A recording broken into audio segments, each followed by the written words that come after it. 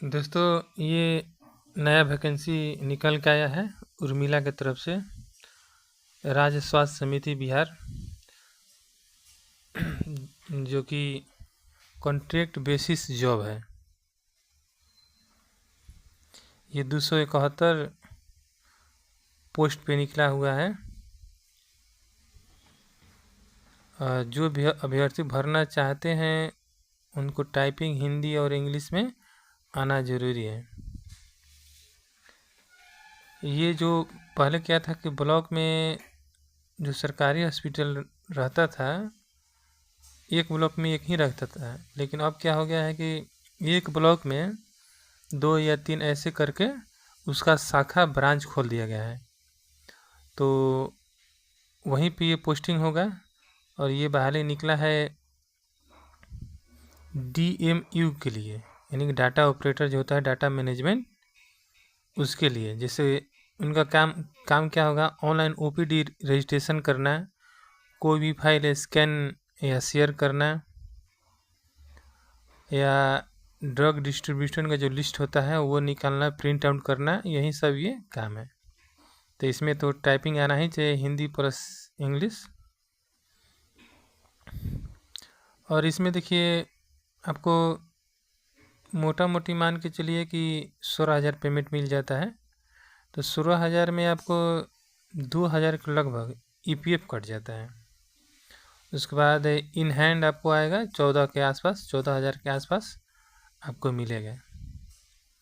और ये जो Urmila international service private limited company है, ये कंपनी है बिहार का, जो जितना भी आज के डेट में स्वास्थ्य विभाग में बहाली हो रहा है कॉन्ट्रैक्ट बेसिस पे, वो मान के चले कि 70 से 80% उर्मिला ही करा रहा है। करा रहा है। जैसे मान लीजिए कि कोई सरकार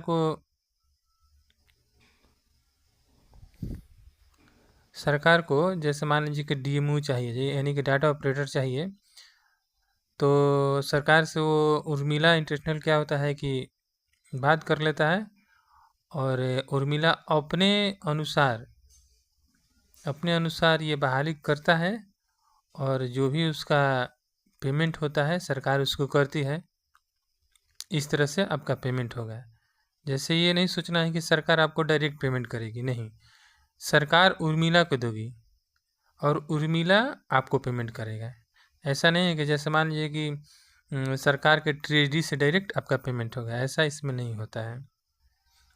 और ये जैसे कि ये जो होता है, जब आप फर्स्ट बार ज्वाइनिंग कीजिएगा तो इसमें 3 साल के लिए आपको एग्रीमेंट कराता है।